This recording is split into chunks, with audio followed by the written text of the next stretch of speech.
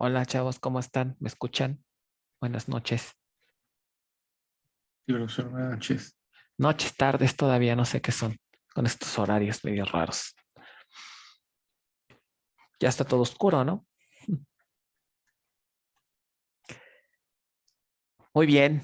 Pues nada más son dos, no se han conectado más. Hmm, ¿Cómo se ve que las cosas cambian después del examen, verdad? Y eso que ya pasaron bajas. Y eso que ya pasaron bajas, ¿verdad? No, bueno. Pasan el examen y siempre como que algunos dicen, no, esto ya estuvo muy feo, ¿no? Tampoco estuvo muy feo el examen. Yo digo que no. Esa unión del ejercicio 3 confundía. Esa unión, no, bueno. No. Es nada más era pensar un poquito, ¿no? Una unión al final viene siendo un OR, ¿no? Como que o es uno o es el otro, ¿no? Cualquiera de los dos. Bueno, ya se está uniendo otro compañero, entonces pues vamos, yo creo que a empezar de por sí ya somos poquitos, ¿no? Entonces, este, pues les parece, vamos a retomar esta parte de los histogramas. Este PDF 3 es muy chiquito, la parte 3. La parte ya donde vamos a regresar a lo que es la distribución de datos ya sería en la parte 4. Entonces vamos a recordar este, lo que habíamos platicado de este PDF y pasamos un poquito, platicamos un poco del 4 y ahí le dejamos, ¿no? Entonces vamos a recordar un poquito lo que era la cuestión de los histogramas. ¿Se acuerdan que los comenzamos a revisar desde clases pasadas? ¿Alguien recuerda cuál era la idea o cuál es el beneficio de tener un histograma en bases de datos? ¿Cómo para qué? ¿Cuál es su uso? ¿Cuál es su beneficio? Como para obtener rangos de valores. Rangos de valores, más o menos. Digamos que es efectivamente lo que hace el histograma es determinar ciertos, agrupar los valores en rangos, pero digamos ya a nivel práctico, como para qué sirve el construir un histograma. Acuérdense que, bueno, rápidamente vamos a revisar. Un histograma de entrada se puede aplicar a quién? A cada una de las columnas de una tabla. Si tenemos, por ejemplo, una tabla con varias columnas, puedo decirle al manejador, ¿sabes qué? Quiero que construyas un histograma para esta columna o inclusive para esta otra o para todas si yo quiero. Puedo construir histogramas inclusive por cada columna. Bueno, ¿para qué? El objetivo principal de un histograma, si te recordarán, es que el optimizador en muchas ocasiones necesita estimar el número aproximadamente de registros que se obtendrían al hacer al aplicar cierta consulta.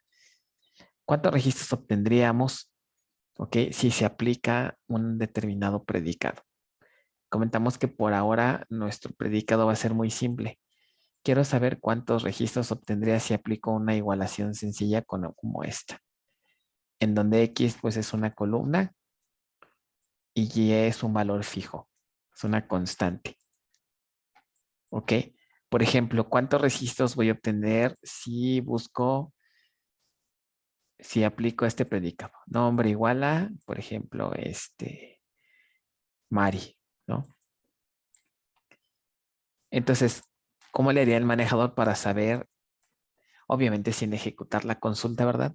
O cómo estima cuántos registros obtendríamos de Mari, ¿ok? Y también comentamos una fórmula sencilla. Si tenemos, bueno, vamos a poner vamos a suponer que tenemos pues una tabla de 100 registros, ¿ok? Y ¿qué podríamos hacer para calcular aproximadamente cuántas Maris hay en esa tabla? Obviamente sin hacer la consulta, ¿verdad? Entonces, ¿se acuerdan que por ahí salió una formulita que era él? básicamente el factor de selectividad, de factor selectivity. Y por ahí sacamos una fórmula.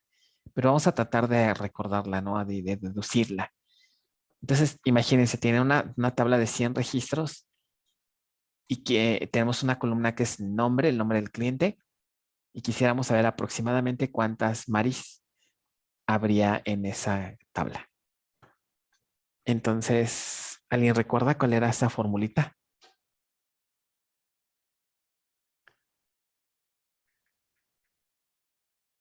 Sería uno entre la cardinalidad de esa columna, ¿no? Uno entre, le llamamos la cardinalidad. Si recordarán aquí, vimos una formulita más o menos así, de lo que estuvimos revisando en la clase anterior. La manera en cómo se denota es así. La cardinalidad de una proyección de A aplicada a R. Entonces, ¿qué será eso? La cardinalidad de la proyección, vamos a poner aquí la cardinalidad, lo voy a poner así, de la proyección de A aplicado a R. Esto lo entendemos como el número de registros que tiene cada uno de los valores de la tabla, ¿no? A es una columna, en este caso nuestra columna X, ¿ok? Entonces, la cardinalidad de una columna significa cuántos valores diferentes tenemos de la columna A, ¿ok? Entonces, si lo dividimos entre 1, pues nos da aproximadamente un porcentaje que significaría, pues, aproximadamente qué porcentaje de los registros de la tabla obtendríamos con este predicado. Entonces, por ejemplo, si tenemos una tabla de 100 registros, podríamos tal vez consultar o las estadísticas de la base podrían checar cuántos valores diferentes de A tenemos. Por ejemplo, podríamos tener Mari, Paco, ¿no? Y simplemente hacemos, pues dividimos 1 entre la cantidad de Maris que haya, no sé, 10, y eso pues nos da 0.1, ¿no? El 10% de los registros. Esto funciona bien, pero siempre y cuando hay una restricción aquí. ¿Ok? Por ejemplo, si en una tabla tenemos, vamos a suponer que tenemos 3 nombres nada más. Mari, tenemos a Luis, tenemos a Gerardo, tenemos a ¿qué les gusta? Tenemos a Pedro, 5 nombres. Y tenemos a Luz. ¿Ok? Si tenemos 5 nombres diferentes, ¿cuál sería el porcentaje de registros esperado? 1 entre 5. Esto nos daría ¿qué? El 20%, ¿están de acuerdo? O 0.2, 20%. El 20% de los registros. Si tenemos, por ejemplo, estos 5 registros, ¿esto está bien? O sea, cuando tengamos a Mari un registro en esta cardinalidad equivale al 20%, ¿cierto o falso? ¿Cierto? Es cierto, ¿no? Entonces, esta formulita se ve bien, funciona bien, pero siempre y cuando ¿qué? Sean homogéneos los datos. Tengamos el mismo número de Maris, el mismo número, es decir, la distribución de los datos sean homogéneos. Muy bien. Si llegamos a cargar más registros con un solo valor, entonces ahí ya la fórmula ya no nos sirve. Y ya vamos a obtener un estimado erróneo. Entonces, eso es lo que resuelve el histograma. Me permite calcular el valor real, un valor estimado, aunque la distribución sea heterogénea. Entonces, obviamente en la práctica, pues casi siempre la distribución es heterogénea, ¿no? Sería muy raro, bueno, en algunos casos sí, pero normalmente pues una tabla puede tener valores, sus valores pueden tener distribución muy heterogénea, ¿no? Entonces, los histogramas más o menos, ¿qué es lo que hacen? Del ejemplo que vimos la vez pasada, recordarán que un histograma como el que ustedes aprendieron en estadística o probabilidad, estadística más bien, se ve así.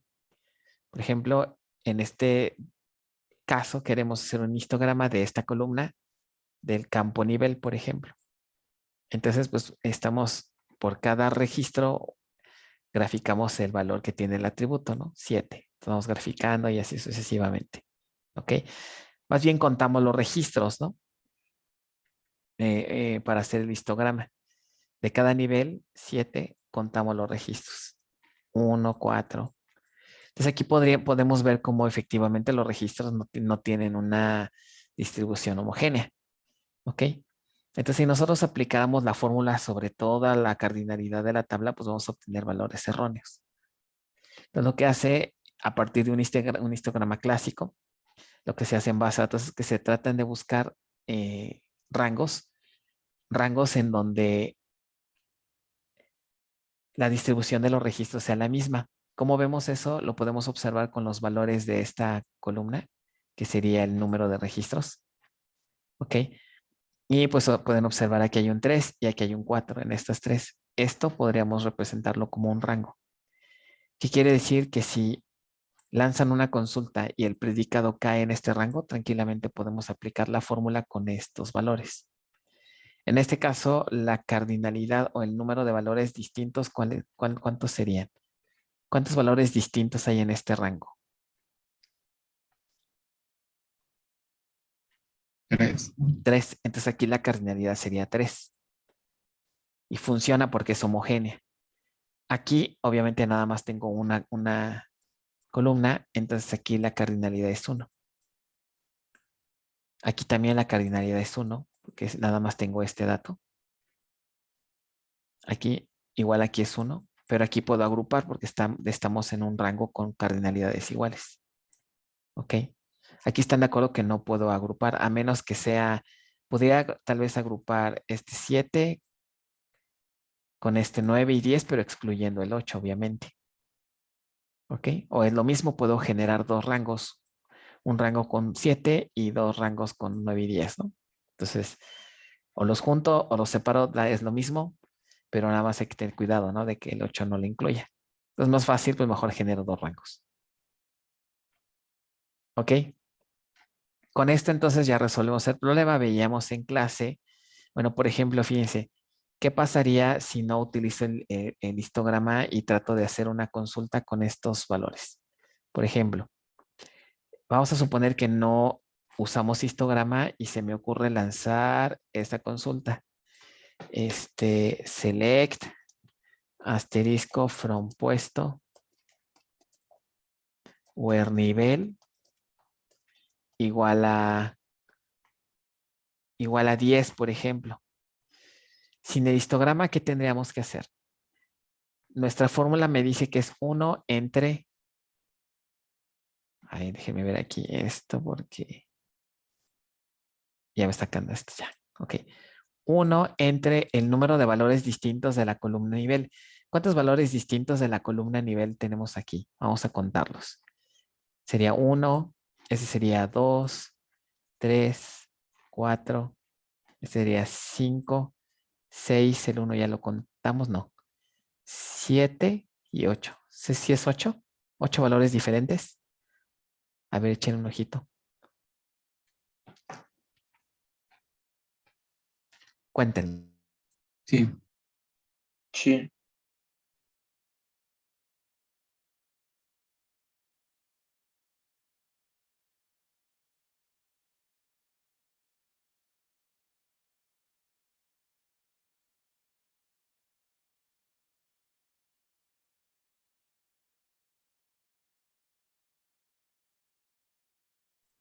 Ok. Deme un segundito, perdón.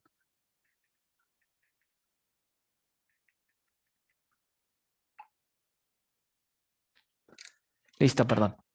Muy bien, entonces son 8. Entonces aquí nos diría un octavo, ¿no? ¿Un octavo cuánto es? ¿0.8? No, cierto.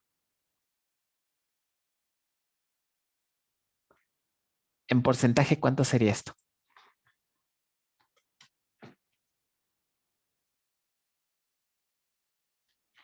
Ay, esas matemáticas, ¿verdad? Un poquito más, pues 1.125, ¿no? O sea, ese es como el 12%. ¿Y estará bien eso? O sea que el 12% de los registros tienen el valor 10. Aquí podemos darnos cuenta que no es cierto, ¿no? Porque nada más hay un registro, ¿no? Entonces, pues no está como que tan correcto. ¿Cómo corregiríamos realmente esto? Ahora, fíjense, si yo quisiera saber realmente el número de registros, a este porcentaje, ¿qué le tendría que hacer? Este me da el porcentaje de registros. Pero si yo quiero saber ya el número de registros, ¿qué puedo hacer?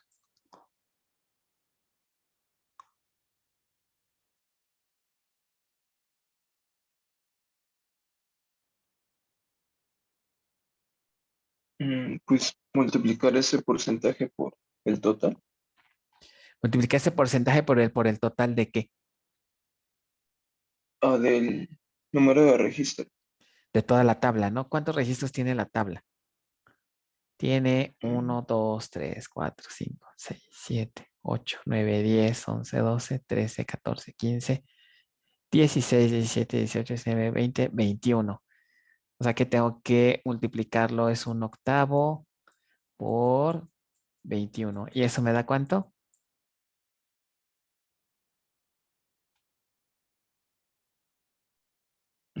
No sé, casi tres. Casi No 3, sé. ¿no? Casi 3. Ok. O 2.6. Vamos a hacer a 2.6, vamos a redondearlo más o menos, aproximadamente 3 registros. Cosa que no es cierta, ¿no? No es cierto, tenemos un registro. ¿Y están de acuerdo que si aplico esto, por ejemplo, si le cambio aquí, si le pongo, quiero saber, por ejemplo, cuántos tienen el valor, ¿qué será? El valor 3. ¿Están de acuerdo que la fórmula no cambia porque sería igual a 1 entre cuántos, valores diferentes tiene la columna A? Dijimos que tiene 8 valores diferentes. Entonces sigue siendo un octavo. O sea, no importa que le cambie aquí el valor, el factor de selectividad va a ser el mismo, un octavo. ¿Sí está claro para todos o no? Sí. ¿Ok? Pues entonces no funciona. ¿Qué hacemos entonces? Bueno, entonces construimos el histograma. El histograma me va a quedar así. ¿Ok? Con los rangos que vimos. ¿Ok? Entonces, por ejemplo, veo en qué rango cae el predicado que me piden. Por ejemplo, vamos a hacerlo con el 10. Donde anda el nivel igual a 10 cae en este rango. Este rango de valores 9 y 10, ¿ok? Me indican una distribución homogénea, que cuánto es esa cardinalidad. ¿Cuánto vale la cardinalidad en esta distribución homogénea? O sea, la cardinalidad, acuérdense, es el número de valores distintos que tiene la columna. Pero en este rango, ¿cuántos serían los valores, el número de valores distintos? Tiene aquí 2 con una cardinalidad también de 2. No confundir este 2 con este 2. Son coincidencias, pero este es que el total de registros. Este es el número de valores diferentes. ¿Ok? Entonces, si con el número 10, en lugar de aplicar, eh, en lugar de tomar un octavo, que sería el número de valores diferentes en toda la tabla, tomamos el número de valores únicamente en el rango, que sería 2. ¿Ok? Y eso lo multiplicamos por, ¿qué valor tendríamos que multiplicarlo aquí? En Por lugar dos, de, ¿no? en lugar de multiplicar la cardinalidad en lugar de multiplicar la cardinalidad de toda la tabla, que sería 12, porque es más bien, este 12 corresponde, pero a este rango. ¿Cuál es la cardinalidad de este rango? El 2.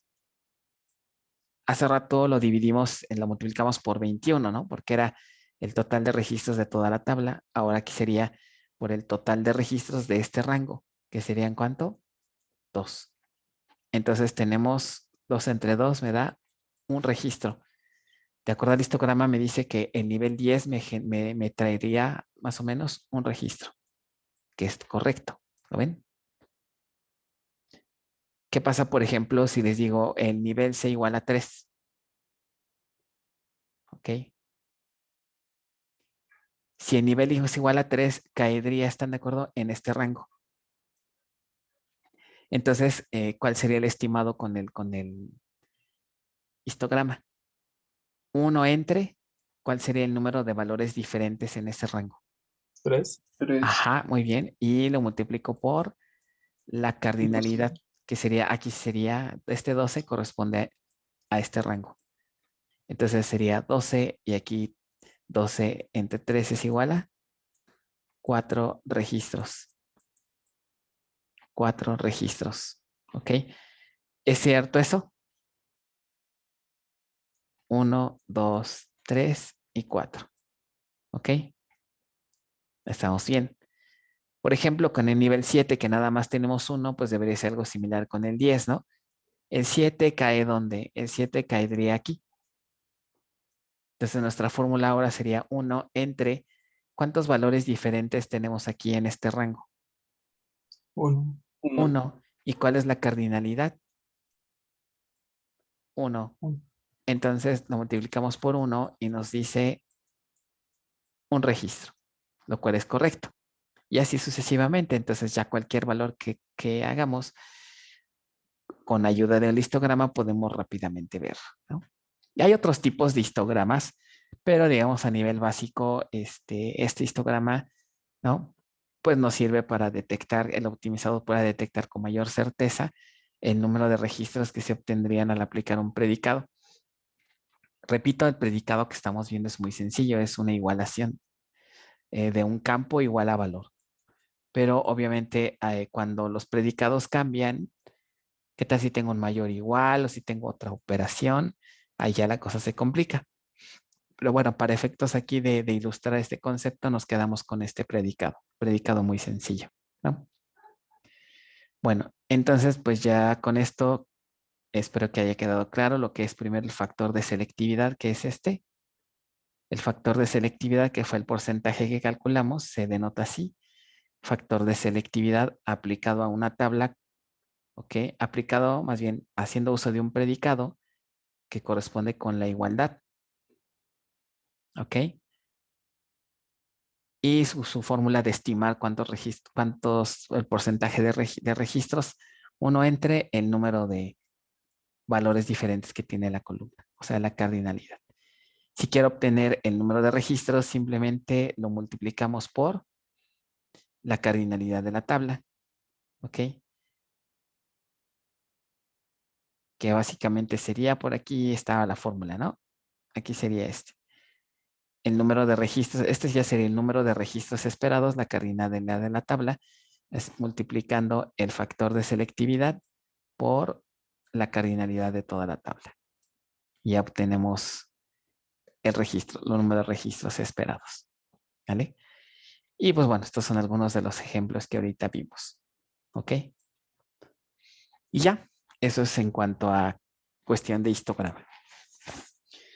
No sé si tengan alguna duda de esto. ¿Se entendió más o menos el beneficio de los histogramas?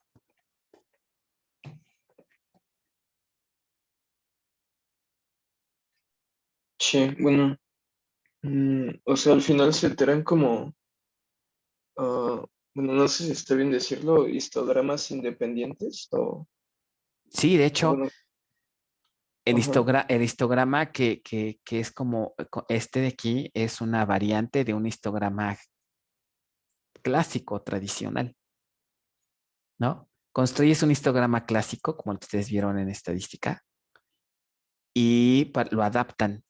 Es decir, es como si construyeran múltiples histogramas pequeñitos, pero aquí los agrupan. ¿Ok? Los valores de la ok, columna, los valores de las columnas que tengan el mismo, la misma distribución, es decir, la misma cardinalidad, los pueden agrupar en un rango o en una lista si quieren verlo de valores. De lista. Por ejemplo, aquí, si no lo hacen por rango, entonces pueden decir el 2, el 3 y el 4. Aquí dirían el 7 y como este tiene un 1, a lo mejor podrían poner un... No, pero fíjense aquí, no los puedo unir, ¿verdad? Porque no tienen la misma cardinalidad, ¿verdad? Tienen que tener la misma cardinalidad para que los pueda unir. ¿Ok? Entonces, formas histogramas pequeñitos, aquí la condición es que esos rangos tengan distribución homogénea. Es decir, ¿qué se refiere con distribución homogénea? Que tengan los mismos valores como aquí. ¿Ok? En el histograma clásico pueden ver qué registros tienen una distribución homogénea. ¿Vale? Ok, y bueno, ¿por qué? Creo que sí lo había mencionado, pero no recuerdo muy bien. Ujú. ¿Por qué no considerábamos, o sea, solo los adyacentes? O sea, por ejemplo, para el 1 y el 6, ¿por qué no podríamos formar ahí un histograma El 1 con con los... el 6. Ajá. Bueno, es que de entrada no hay 6 aquí, ¿no? Aquí no Ah, tenemos bueno, ningún registro. No sé si te refieres más bien con el 8. Ajá, es que no alcanzo a ver bien. con el Ajá. 8, el 1 con el 8. Bueno, puedes manejarlo de dos maneras. Aquí te das cuenta que el 1 y el 8 tienen la misma cardinalidad. Entonces tú pudiste haber hecho a lo mejor un histograma así, pero ya no es un rango, más bien sería una lista. Dirías, el 1 y el 8, entre ellos tienen una cardinalidad de cuánto, si los juntaras. Aquí tienes tres, Pues ¿no? es una lista de dos, ¿no? Es una lista de dos y su cardinalidad es la misma, entonces estás de acuerdo que sería 3 por 2, tendría 6. ¿Sí Sí. estás de acuerdo? Este también sería equivalente a usarlo separado. Si lo quieres agrupar, lo agrupas, nada más que ten cuidado de porque esto ya no es un rango, ya sería, si llegan a preguntarte por 1 o por 8, pues utilizarías esto. ¿Ok? Ok. Sí. Porque aquí, por ejemplo, ¿cómo sería tu fórmula? Sería 1 entre cuántos valores diferentes tienes. Sí, pues dos, 2 ¿no? Ajá. multiplicado por Por 6. 6 y eso te da 3. 3, que sería lo mismo si los manejas por separado, ¿no? Sí. Ok. Si quieres los puedes agrupar, nada más que considera que ya no son rangos, digamos que son listas, 1,8. Igual y podríamos tomar esa convención para que sea más fácil el histograma. Aunque no estén adyacentes, los podríamos como que juntar y en lugar, lo que pasa es que aquí consideran rangos, por eso le ponen aquí corchetes de 2 a 4. Y la única diferencia es que en lugar de decir son rangos, van a ser lista de valores. Y hagas lo mismo. Algo parecido sería con este, ¿no? 7, 9 y 10. 7, 9 y 10 te quedaría así, ¿no? 7, 9 y 10, ¿no? Entonces aquí te quedaría que tienes tres valores, pero su cardinalidad de cada uno es la misma porque son homogéneos, ¿no? Es uno. Pero obviamente al tener tres tendrías una cardinalidad de ¿cuánto? Pues de 3, ¿no? De 3.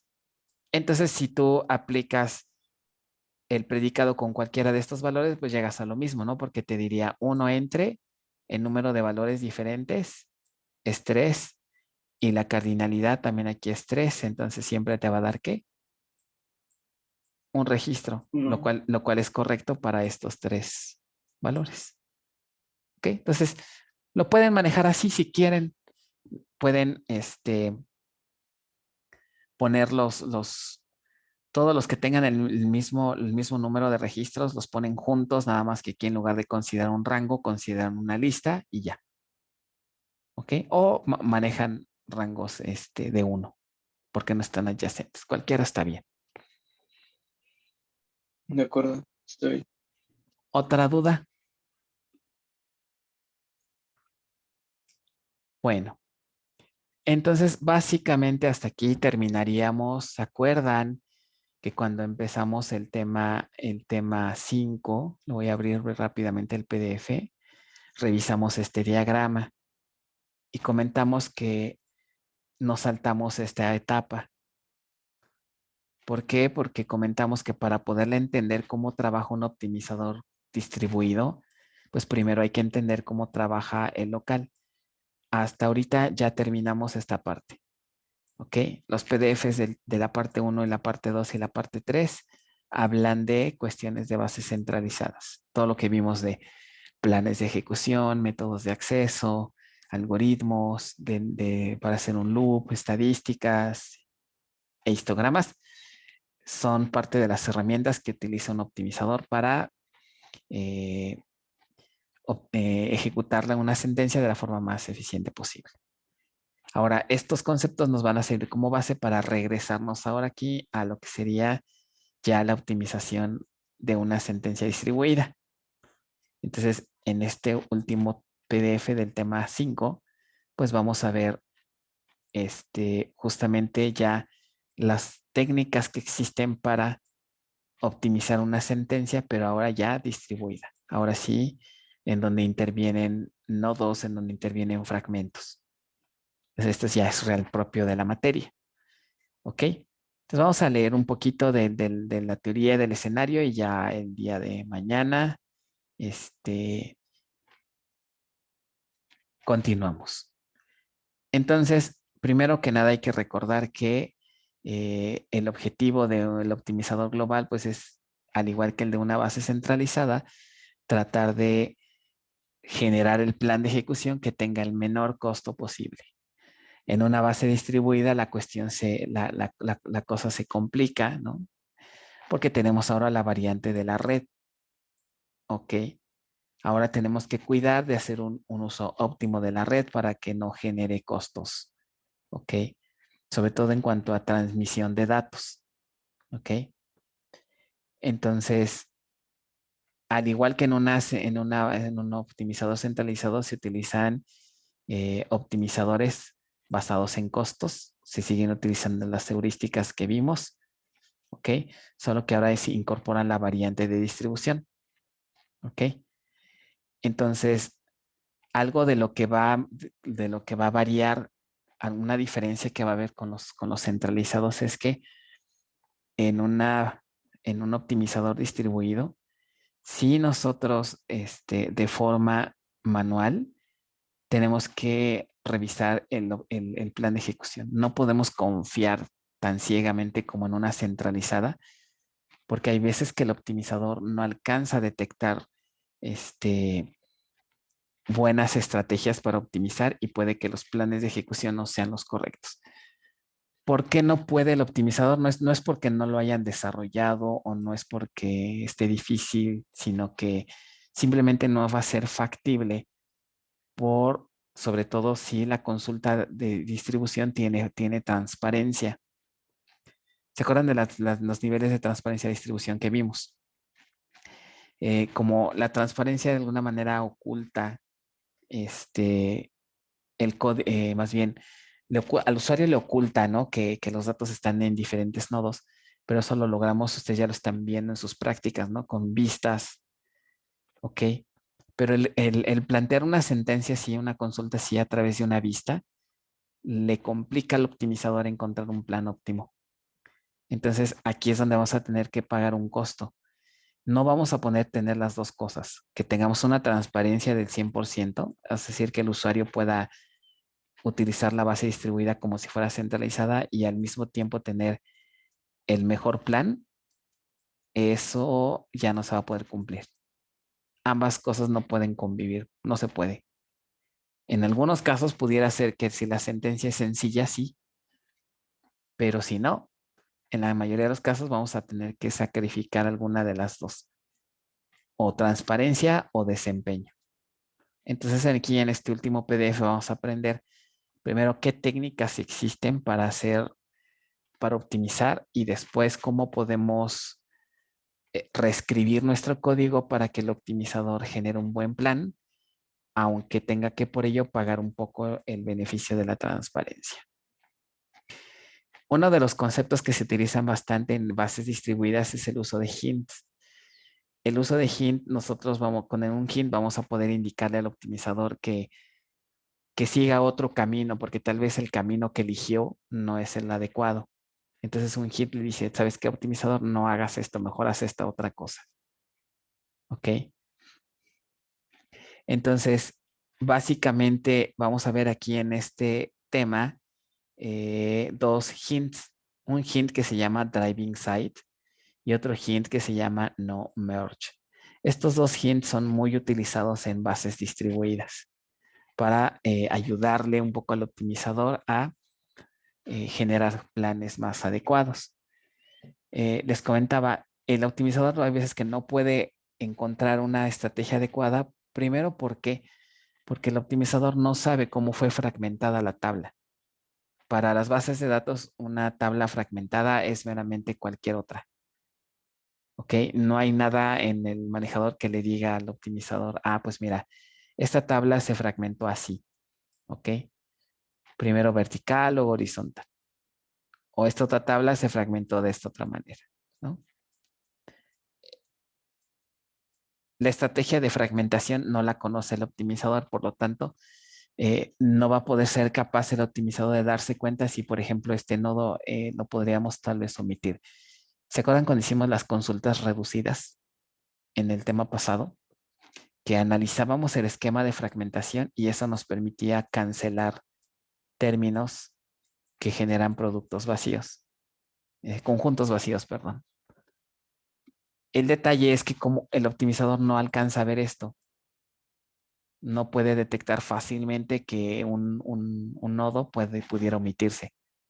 Entonces ahí es donde entramos nosotros. Nosotros pudiéramos hacer ya en la práctica una consulta, le sacamos ¿se acuerdan? Su query algebraico, el query fragmentado y el query reducido. Si sacamos esos tres elementos, podríamos optimizar o obtener una versión mejor, cosa que el optimizador no va a poder. O sea, que el optimizador detecte que este nodo, por ejemplo, no es necesario, está medio complicado. Normalmente el optimizador lo que hace es que pues va a acceder al nodo, muy probablemente va a hacer más bien va a lanzar la consulta y obviamente va a obtener 0 registros. Pero ese procesamiento, esa petición, no las podríamos ahorrar aplicando una optimización que yo le llamo la optimización estática, que fue la optimización que vimos el tema pasado con las consultas reducida, fragmentada y algebraica. ¿Vale?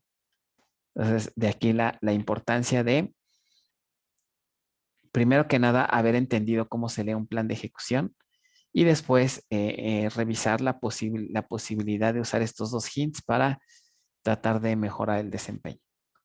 Y si no, pues entonces mejor sacrificamos definitivamente transparencia, ¿no? Bueno, entonces, pues como les comentaba aquí, básicamente estas técnicas son las que se emplea el optimizador para procesar una sentencia, ¿ok? Haciendo uso de algo que le llaman collocated inline view, pues esto lo vamos a ver más adelante.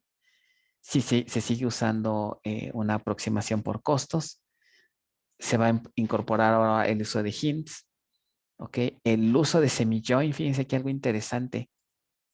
El semi-join hasta ahorita lo hemos usado únicamente para hacer fragmentaciones. Pero ahora vamos a ver en este tema que el semi-join también nos va a servir para optimizar consultas.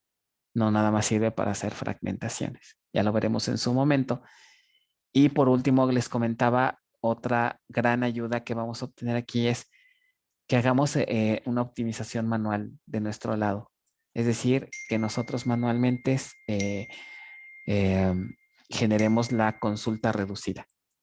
La consulta reducida le va a ayudar, le va a ayudar al optimizador o más bien le vamos a indicar al optimizador que haga otra cosa, ¿no? O bueno, básicamente no es que le digamos que haga otra cosa, no, estoy mintiendo. Más bien, la consulta reducida nos va a permitir reescribir el SQL. ¿Se acuerdan que al final del ejercicio del tema pasado obteníamos un árbol de algebraico, pero ya optimizado? Eso lo pasamos a SQL y y ya ese SQL es el que vamos a utilizar y va a ser mucho más óptimo a la sentencia original. Lo que normalmente pasa es que el usuario proporciona una sentencia global con transparencia 100% y cuando nosotros obtenemos la consulta reducida, esa consulta reducida siempre es en términos de fragmentos. Entonces vamos a tener aquí consultas como select, tal campo, from, y ahí vamos a tener que poner los nombres de los fragmentos. O sea, estamos perdiendo transparencia, pero estamos ganando desempeño. Entonces, pues ya ahí depende, ¿no? De cada situación, con qué versión nos quedamos, con la global o con la optimizada, pero sin transparencia de distribución, ¿vale? Entonces, estos 5 puntos son los que vamos a estar revisando en el tema, ¿ok? Y este va a ser ahora el caso de estudio que vamos a seguir en este tema. Es un caso de estudio muy sencillo de una agencia, un conjunto de agencias de autos, ¿no?, que administran sus autos y las ventas de los clientes y el registro de sus clientes, digamos, con sus respectivos dueños, autos, perdón. Entonces, en este modelo vemos, por ejemplo, pues hay varias agencias, en cada agencia tiene muchos autos y un cliente puede comprar varios autos y el auto puede ser de 2 tipos, particular o de carga. Ven que hay aquí una jerarquía, ¿ok?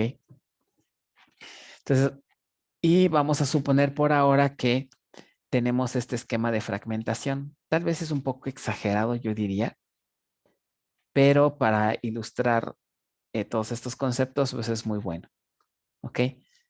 Entonces, vean, auto tiene una fragmentación híbrida, primero vertical, después horizontal.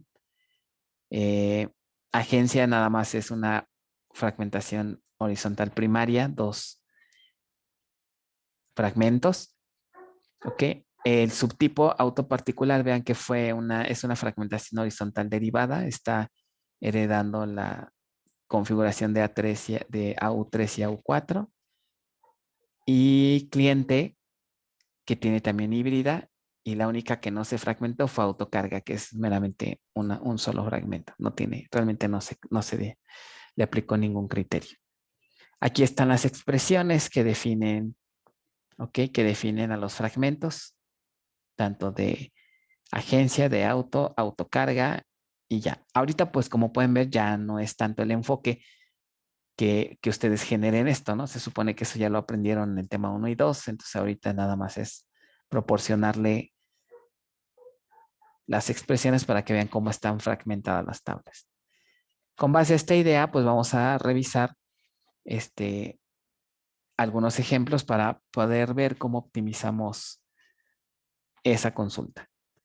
Y aparte del esquema, me faltó indicarles cómo está la distribución, es decir, dónde se instaló cada fragmento. Entonces, vamos a trabajar con esta distribución. Vamos a suponer que tenemos, como pueden ver aquí, hay 4 nodos. ¿Ok? 4 nodos. Y vamos a suponer que en cada nodo se guardarán estos fragmentos, así como están aquí. ¿Ok? Observen que cuando hay una fragmentación horizontal derivada, pues se respeta que se queden en el mismo sitio, ¿no? Para tener consultas join locales sin tener que hacer accesos remotos. Lo mismo aquí. ¿Ok? Y aquí también, ¿no? Hay un join por aquí entre ellos. En estas no, porque quedaron aisladas. ¿Vale? Bueno, entonces así va a ser nuestro caso de estudio. Este es el modelo relacional. Ya como se verían tal cual las tablas, algunas observen, pues, por ejemplo, como C1, que es completamente vertical. ¿Ok? Pues nada más tiene que el ID y el número de tarjetas. O sea, todas las tarjetas las estamos guardando en un nodo, que sería, a ver si lo ubican, ¿dónde anda? ¿No? Ok, nada más tiene las tarjetas. Y está en este nodo. ¿De acuerdo a lo? Ok, entonces va a ser, digamos, nuestra distribución inicial. Y ya de aquí, pues entonces vamos a ver las técnicas, que como les comentaba hace rato, vamos a ver varias técnicas, estas 5 técnicas que vieron aquí, ok, listados aquí.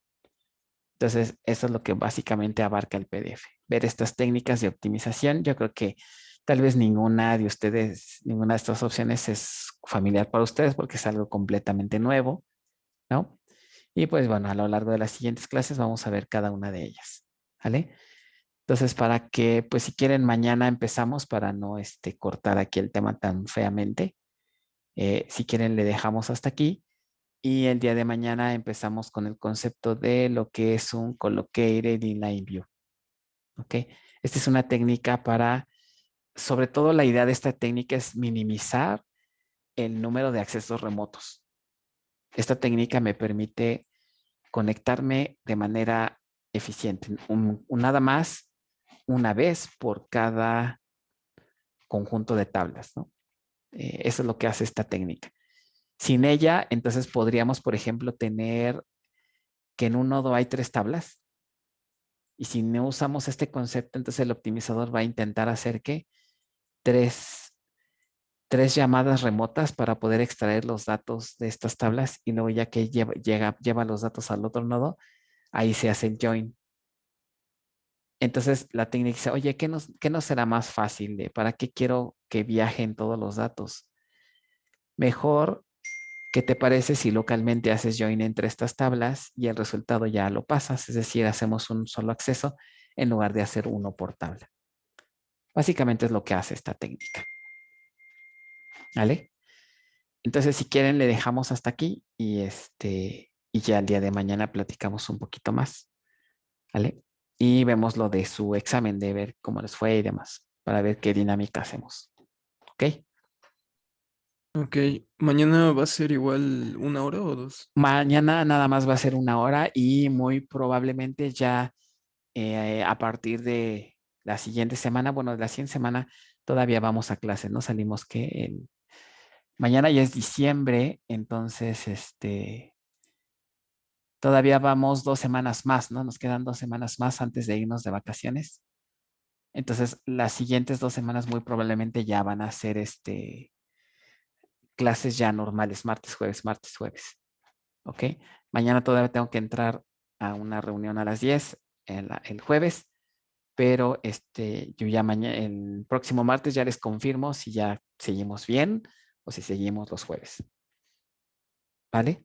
De acuerdo. Muy bien, entonces pues los veo mañana. Cuídense. Hasta luego. Bye. Nos vemos. Profe, Mande. una pregunta del servicio social. Vi su correo en la mañana, pero no supe si me decía el jueves en la tarde o o sea, virtual o en presencial.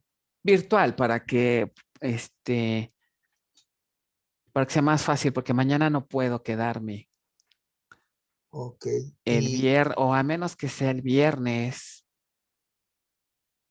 Si Ah, quieres, pues, podría ser el viernes, ¿te queda? Bueno, yo me libero a las 11. Déjame terminar la grabación, dame un segundito. Esto ya.